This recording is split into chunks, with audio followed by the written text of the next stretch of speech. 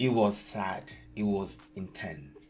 Very distressing. Very distressing. I'm going to post that video very soon. But yeah, let's watch this. Like, this is really shocking. Like, this is happening in the United Kingdom. If we want to talk about what's happened in between that, many things have happened in between that. We had a soldiers' homecoming. Our soldiers' homecoming parade, which most people see as the catalyst for the EDL. What I want you to realise is there's a lot that's gone on before this that forms your view and forms your narrative and makes you realise how deep this problem is in your hometown, the town that you love. And now I want you to remember that I'm telling you stories as Tommy Robinson or Stephen Lennon. For every Tommy Robinson or Stephen Lennon, there's one of me. There's people in every town and city across this country who are feeling and seeing these things. So we have a soldiers' homecoming. Scott Muntridge died. He's from the estate I lived in when I was younger. He was 26 years old. Michael Swain was 19. He lost his legs. Now, our soldiers are returning. I've gone to pay my respects that day because they've sacrificed that for us. Yeah. As residents of Luton, they've gone there to fight for us, for our freedoms. I've gone there that day, and the first thing I've seen is a large police presence. I've then seen Saif al-Islam. I've seen groups of Muslim extremists around the town. I've seen 30 women together in burqas. It's quite a sight. But all of these things, I thought, what's going on? And then I saw this group of protesters, a group of Muslims, taken through my town hall. They were taken through my town hall, and then the soldiers marched past. They were called baby killers, murderers, rapists, butchers of Basras. They spat in the lad's face, one of the soldiers' mum's faces, okay? Now, it wasn't this group done this, because bearing in mind, we know this group. I've looked into this group. I understand their hate. I understand where it's coming from. One of them, that group, the main ginger one, big ginger one with a big beard. Wait. People come to a country. You immigrate to a country. You get accepted. You're probably on benefits, or maybe not benefits, but you got a job. You're here. And you are disrespecting the culture. You're disrespecting the soldiers. I don't know what to say. I don't know what to say. I don't understand immigration in this country right now. He's a convert called Roger, now calls himself Ibrahim. I used to hang around with him when I was younger. One of the other lads in the group, 2 years above me at school. This is not a million miles away from us, we get it. Yeah? It was the fact that they were allowed to do it. The police facilitated them in doing it. The council knew they were going to do it. They leafleted every mosque in the town, telling them they were going to do it. Intelligence showed that 360 Muslims were arrested attempting to come into Luton that morning. 360. 70% of their births were in countries outside of the UK. What we saw was an attack on our armed forces.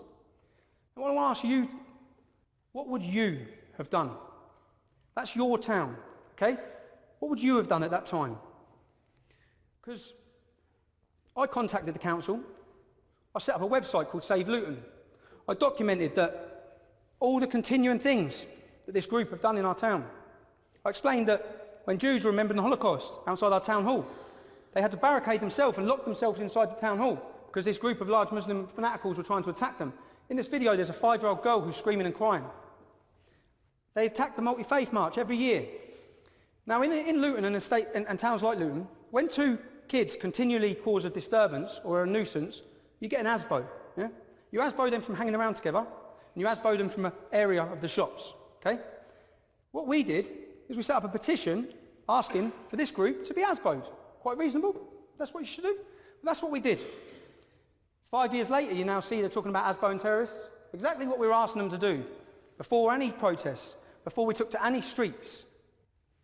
Now, we know the police suppress what's going on in the town. We know the Labour councillors, you've seen it with Rotherham, are hiding the facts. We know what's happening in our own town. As I've said, we've foreseen ISIS. We've foreseen all these issues that are going on because we're living it. We're living amongst it, we're breathing it, it's where we live. And we decided then, every community in Luton is allowed to celebrate their identity and their culture. Yeah, we have St Lucian Day. Diversity. When it's Paddy's Day, my mum was a Paddy, but when it's Paddy's Day, they have a 3-day festival. We have, when it's Eid, if you want to see any Muslims, come to Luton for Eid, because you will have fairgrounds, you will have the biggest celebrations, everything. St George's Day, our day, okay?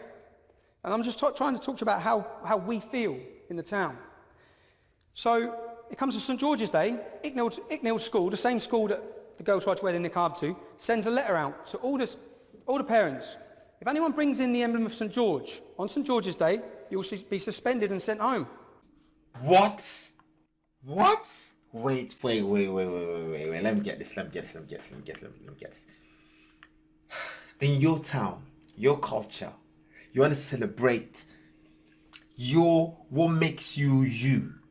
In your country, not in a different country, in your own country. And you're being stopped.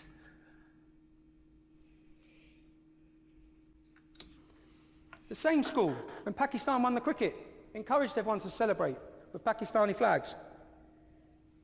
The message this sends to our kids is they should be ashamed of being English.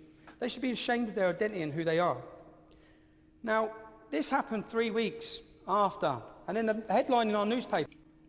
Look, I'm not even English. I'm not English. Okay? I'm not English. But I feel this. Like, you are not free in your own country. Then where are you going to be free to express yourself and your identity? Where? St. George's Day parade banned. We were supposed to have a parade for the first year. Banned. It was at that point that we said, which again, I'll ask you, what would you have done? Okay? What would you have done? Every time your town's name is dragged through the media and the press, it's linked to fanatical jihad terrorism all the time. This is our town. It's where we love. We want to feel safe. This group, when you read what they stand for the destruction of this. They stand for the destruction of my family, your family. All of our families now dedicated every day. And I'll try and change it for you to people to understand. 75% of Luton is non-Muslim, okay? Let's reverse the roles. Let's make 75% of the town Muslim, 25% of the town white. And in this complete white non-Muslim community, you have got hundreds of the world's most feared Nazis. And they have got pace tables set up. And they are promoting hatred against everyone that is not white. Okay? Do you think that they are a small group that's going to be ignored? Because that's all we hear. No one listens to this group. Ignore them, ignore them. In fact, 60% of the people in terrorism are ex-members of al-Mujahideen. People do not ignore them. They are dangerous. Now, sooner or later, you would see the hate coming out of that little area and coming into your community. You'd witness it. That's what we've witnessed. We have witnessed it. We see the hate. So all this time, I set up an organisation called the United People of Luton. Now, when I'd done this, I named the gangs. I named the heroin. I named their shops. Now, I was 21 years old. Some people would say quite naive. I was a 21-year-old lad with an attitude about what I saw, and I didn't want to back down to it. I don't know how many of you have been laying in bed at 3 o'clock in the morning and heard the sound of smashing glass. It's not nice when bricks come through your window. In response to that, I was the target of all the major Pakistani Muslim gangs in my town. I was living at my mother's house, okay?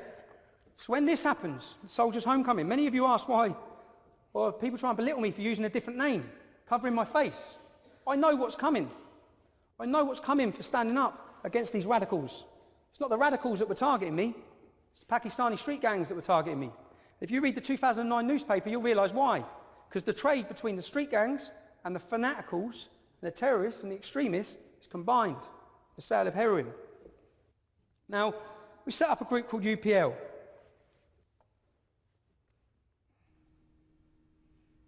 Yo, this Maybe, is what would scary. you have done? Again, what would you have done? Bearing in mind the National Front and groups like this, after the Soldiers' Homecoming, wanted to attach themselves to our town. Would you have made placards that read National Front go to hell? Because that's what we done. Voters demand a St. George's Day parade. I want you to understand what this was over. What it was all over. This was the start. When we met up this day for this demonstration, it was the community. My aunties were there. We were met by a police presence, a heavy-handed police presence. A horse flattened my uncle. My other friend, Isaac, little black lad, holding one of these placards, reading National Front go to hell. A police officer on a horse knocked his teeth out. Okay? He lost his teeth. We wanted to get to the war memorial. That's it. We were prevented from the police from getting to the war memorial. We were held and kettled for 4 hours. My auntie had to crouch and wee in the street. Now, I was there the day that Muslim extremists protested against our soldiers. When we turned up, we were made to line up against the wall. We had cameras in our faces. They put their hands in our pockets. They made us take our shoes off. names, date of births, addresses. We felt violated by our own police force, violated in a response where when Muslim fanatics were protesting against our soldiers, you didn't stop them, I was there. You didn't search them, you didn't harass them, you didn't harass their women, but you have us. So this now become about what we saw as oppression. What? 2 arrested after protests at soldiers' homecoming parade. Muslim group pledges more protests against UK soldiers. Luton protesters told soldiers to burn in hell. Muslim anti-war protesters abuse troops. Muslim protests at Luton Army parade was upsetting. We saw a 2-tier policing system which we live under. Where there is an Islamic community, and it's maybe not the fault of the Islamic community, but where there is an Islamic community, the police tiptoe around certain issues. We've seen it, you've read it with the Rotherham report. In that Rotherham report, you will read incidences where 2 fathers went to get their daughters back because their daughters were in a house being raped by Muslim men. When they went to get their daughters back, the police arrested the fathers. There was 5 Muslim men sexually abusing an 11-year-old child in a derelict house. The police turned up and arrested the child for being drunk and disorderly. These sort of stories could sound unbelievable, but they're real. It's unbelievable. You need to understand that these stories are happening across the board in towns and cities. You need a report for Rotherham, get a report for every town and city in the country, because it's going on. So we had our UPL protest. Bearing in mind we've been asking for petitions to have this group ASBO'd. What did the police do? After our first UPL protest, the police come to 14 of our houses. My mum's was one of them. I wasn't there. The other 13 people who were arrested were given bail conditions not to enter the town centre 7 days a week, 24 hours a day for 3 months. So we wanted these extremist radicals banned from our town. And why would we want them banned from our town? Because our mums, our sisters, our daughters, our families have to use that town centre. And when you use that town centre, this group every single Saturday have pace tables set up by Don Miller's bakery, and that part of town's become a no-go zone because people don't want to get harassed by these lunatics. So we've had our first demonstration. They've given us bail conditions. That's when people who have seen our second demonstration, people are wearing balaclavas. I bought those balaclavas, and I'll explain why.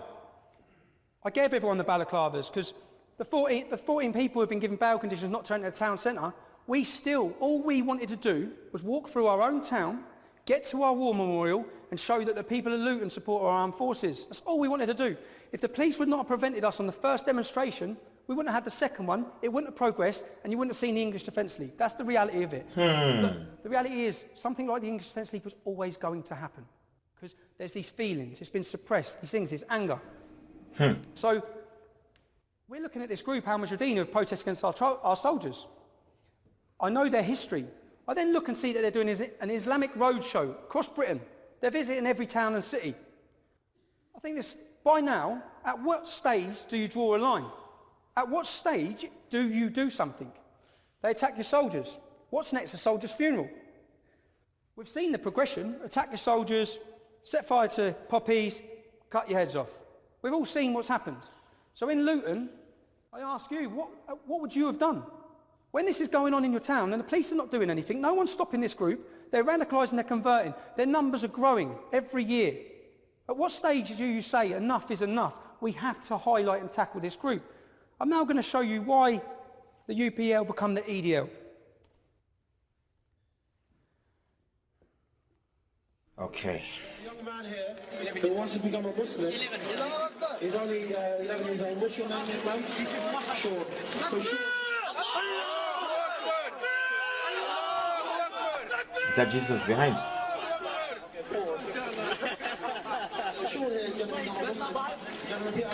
Wait, they say Jesus is a Muslim. Is that what he's saying at the back?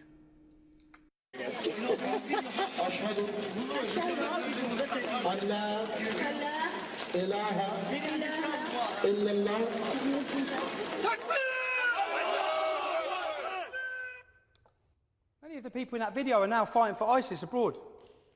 What they're doing there is outside Birmingham Bullring shopping centre. They're stopping an 11-year-old boy who's without his parents under a banner that says Jesus was a Muslim, and they've converted him, as you've all seen. Is there anyone in this room that thinks that's acceptable? That is not acceptable. Could you imagine the reverse if hundreds of radical Christians converted an 11-year-old Muslim child walking through the city centre without his parents? There would be uproar. So I watched this group do this, and I waited. And I thought, let's see what politicians, police, Someone's got to do something. Nothing happened. Then, as a group of lads from Luton Town, we decided to leave Luton and go to the Bullring in Birmingham with placards that read, "What about Sean's rights?" Sean was 11 years old. We had placards that read, "Muslim, no problem. Extremist Muslim, big problem." We had one demonstration. No press reports, no media. We put it online. We decided to go back because we still felt people need to talk about this. This Islamic Roadshow had more dates going around the country. This has to be stopped. I mean, from all the speech here, he's fighting for his identity. He's fighting for his country. He's fighting for his culture. He's fighting for what he believes in, okay? I know they've been called far right, far right, far right, far right. They're crazy, they're extreme, okay? But I mean, there's freedom of expression and everybody has a right to fight for what they believe in. They have a right to say what they believe in, okay? Speak it out, say it, spread out your news, okay? Without, like, physically hurting anyone, without defaming anyone. But we all have the right to speak up. When we went back, subsequently, you can all research this as well. We were locked in a pub for 4 hours. When we come out, they put us on coaches to get us out of the city centre. We didn't know why. As they drove us out, I saw debris everywhere. Bricks, bottles, everything had been smashed up. Muslim youth, Pakistani Muslim youth, had been rioting for hours. Little did we know that Salma Yaqub, politician, had riled a crowd with a clenched fist where she said, "We must smash the BNP, we must smash the BNP." Muslims then run through the streets, attacking non-Muslims. It later turned out that the local imam had told the Muslim youth to come out and confront us. We was only against Anjem Chowdhury's group at this stage, okay? Who was coming out to attack us? Mainstream politicians. When we went to Birmingham, there were Nazis that turned up. There were Dr. Martins, and to us from Luton, anyone know Luton is a multicultural town, a very multicultural town. You won't find a Nazi in Luton, you can't find one. We've never had racial tensions, we have religious. I only know Luton Airport, which I've been to many times, but I've never been to Luton itself. Tensions. So for me, we've gone up there to highlight this issue, come under attack from everywhere. I'd ask, what would you do in response to Nazis turning up on the streets with you?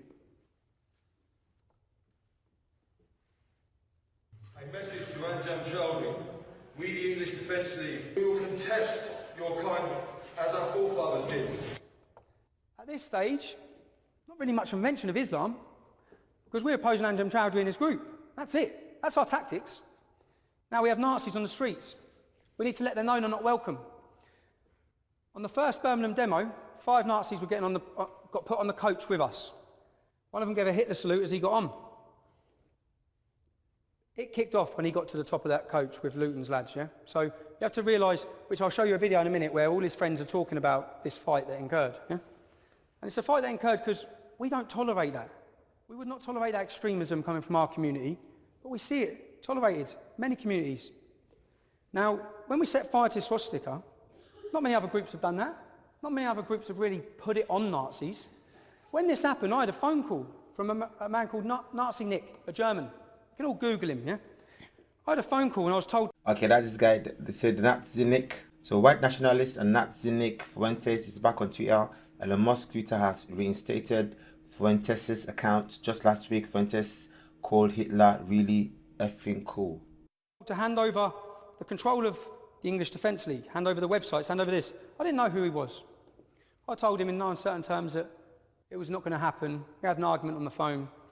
I'd highlighted myself to some of the world's most feared Nazis. I didn't know who this man was. Only later, my friend, when I was telling him about this Nazi Nick, some fella from Germany, he said, "Do you know who he is?" I said, "No." He said, "He tried to overthrow the South African government."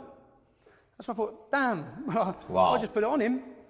And from that, you can see this.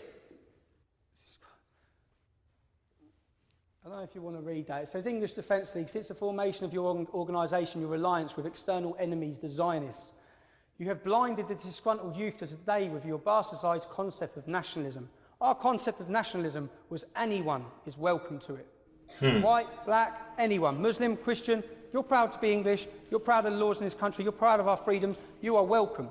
Okay.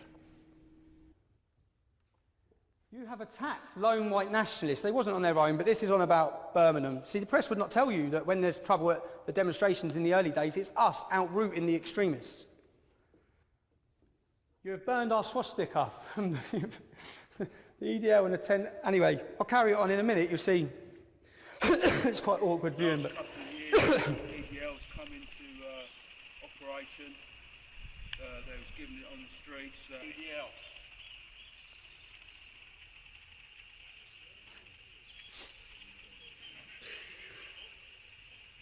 That's what we fucking think of them. They're fucking shit. They're fucking scum. That's what we think of the EDL. So, could you imagine, as I walked in this building, all I've been called is a Nazi. Okay? We've softened what Nazi means. We've softened what a fascist means. We've started calling anybody who was critical of Islam in any way, gets called a Nazi or a racist or a fascist. It is so frustrating. I'm lucky I'm from Luton Town because everyone in my town knows me prior to the English Defence League. They know there's not a racist bone in my body or an extremist bone in my body. Wait, one thing I want to understand is this, yeah? If someone has opposing views to your views, that is their view. Allow them to have their view, all right? You can have your view. But because I have an opposing view from you, don't mean you should be like, force the person to accept your view or go crazy or something. Everyone's allowed to have their views. Not everyone is going to believe in what you believe. Not everyone is going to accept your way of life, okay? I'm speaking in general terms, okay? Like in Christianity, we are taught to preach the gospel of Jesus Christ and make disciples of all nations, okay? We are not taught to force them. We are taught to tell them. Tell them. If they believe, they believe. If they don't believe, that's it. Carry on. You are not forced to do anything, all right? Somebody comes and speaks to me against... In fact, a lot of people have spoken to me against Jesus Christ. So many.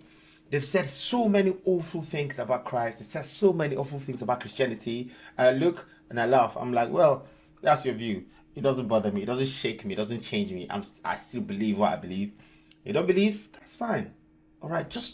I'm like, why do people have to feel like you must accept my way? You must accept my way. It's either my way or the highway. You just have to accept my way. You have no free will. You are a sinner. You're going to hell if you don't accept my way. Come on. Everyone has a free will. God made it that way for those that believe. It's that way. You're free.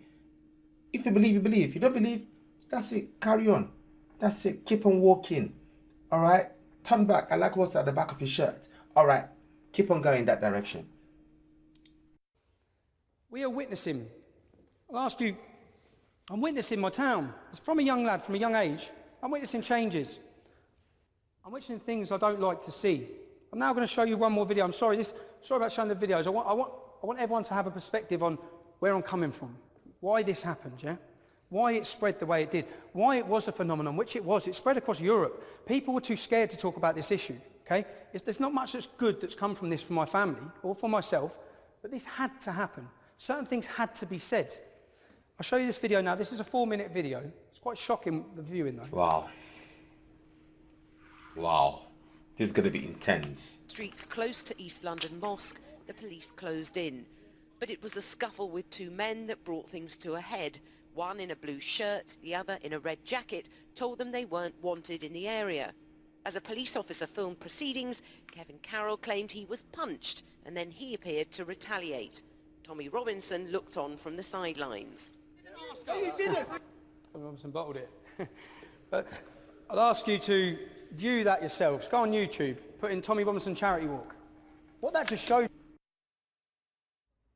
English Defence League leader Tommy Robinson and co-leader Kevin Carroll have been arrested as they attempted to visit the spot where drummer Lee Rigby was killed last month. We're going to be arrested if we... Right, wait. Tommy, listen to me. Yeah. This is now Aldgate East Junction, Mansell Street, which is the line in the sand, as I described, as far as going any further down towards the East London Mosque. Okay? That is what I said to you earlier. It's all been recorded, as you well know. Will we be arrested if we walk down here? You could leave yourself liable to arrest if you continue any further that way. The pair were detained as they attempted to stage what they claimed was a charity walk to Woolwich Barracks via the East London Mosque. What are you doing? That's not my phone. That's his phone. What are you doing? That is my phone. Seriously. How is this? In my property? No, he got arrested. Well, you haven't even handcuffed the person. I'm not even. He got arrested. So it's his property. When he got arrested, needs to be booked under. If it can be returned back to him, This is ridiculous. What? This is absolutely How am I going to go home? We haven't done anything wrong.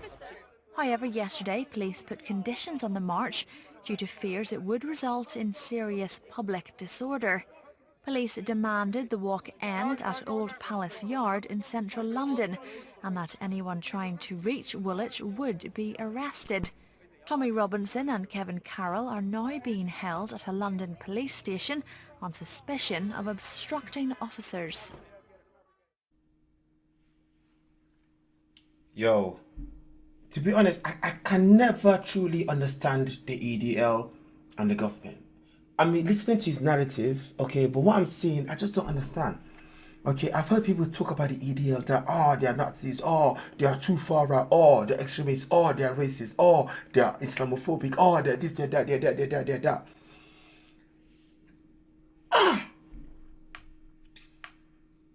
How can police just arrest you for having a charity walk? Or maybe, listen, I cannot understand this, all right? I can't understand this. And by the way, one of my subscribers, I believe one of my followers, sent me a video to check out about Paki. It's called Paki bashing. That's the title. He said, check out Paki bashing.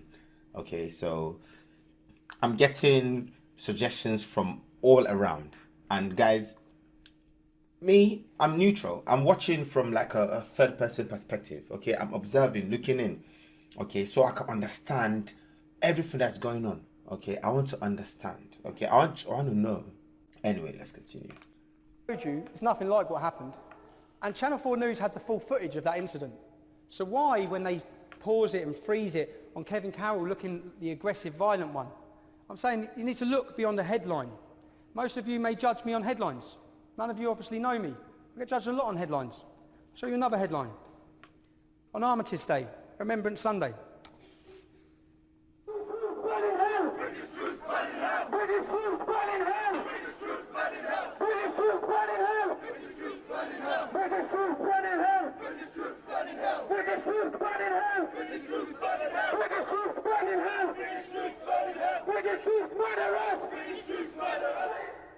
Clearly they were not searched before that demonstration in the same way that we are. Clearly, because they had canisters of lighter fluid. Some of the country's most radical Islamist terrorists, sympathisers and supporters, on Armistice Day, round the corner from a remembrance service, doing this. Okay? I was there that day, and I went up to a police officer and said, how is this being allowed? You should have seen the public's face and reaction to what's going on there. British soldiers burn in hell, British soldiers burn in hell. The BBC, you want to talk about propaganda? The BBC did not report this. One BBC news station reported this. I was arrested at this demonstration. I'll show you what I was arrested for. I was arrested for assaulting a police officer. Now you'll watch the video, which the police did not know I had a video of. You can see the video here. Substantial police presence was needed at a protest in Kensington. A group calling itself Muslims Against Crusades was faced with a counter-demonstration by the English Defence League. A police officer needed hospital treatment for a head injury, though it wasn't serious. The police later gave the Muslim protesters an escort to a local tube station. The black flag that I grabbed, we all now know to be symbolic of ISIS. At that time, it's the black flag of jihad. It's what these radicals, if you see anyone get their head cut off, it's behind that black flag. So I jumped over a fence. I saw a crime that was being committed on our streets, burning of poppies. Police were allowing it again. So I made a decision to try and prevent them. I was arrested for assaulting a police officer. When I get out, guess what headline went across the BBC? Not just in Bedfordshire, it went Hertfordshire, Buckinghamshire, Oxfordshire. It went everywhere. EDL leader arrested for assaulting police officer. Okay? That's the propaganda. When I was taken to court for that, I was given, when I produced that video, if I didn't have that footage, you'd all be talking about you'd all know of another conviction I'd have. And it would be for assaulting a police officer. Because that's what the officer said I'd done. I attacked him. You saw I didn't, yeah? So that's what most people, you judge on headlines. I'm asking that you look beyond the headline. There's usually a different story to what's gone on a lot of the time. I was subsequently taken to court for that. When I produced the video, charges were dropped. They come back to my house 8 weeks later and rearrested me again. I got charged with causing those Muslim men, I caused them alarm and distress. I intended to cause them alarm and distress.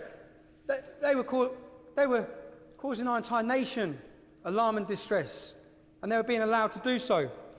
I received a fine 7 times worse than the fine given out to them for burning our poppies. Ha! Ha ha. Okay. Okay. I don't know what to say about this, bro. I don't know what to say about this, to be honest. Wow.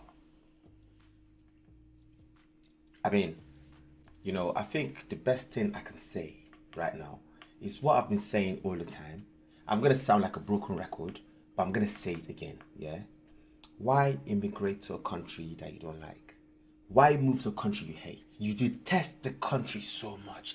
You have deep hatred for that country, and you go there. I don't understand that, okay? That's why I talk about immigration. I'm like, I don't get it. People travel for better lives. Some people travel for holidays as tourists. But when you move to a place, I mean, usually common sense says it's a place where you align your values with, okay? Where you feel like, okay, their culture, their way of life, their identity is what you really like. You want to be part of that. So you join them and, you know, carry on. Sail on with them, okay?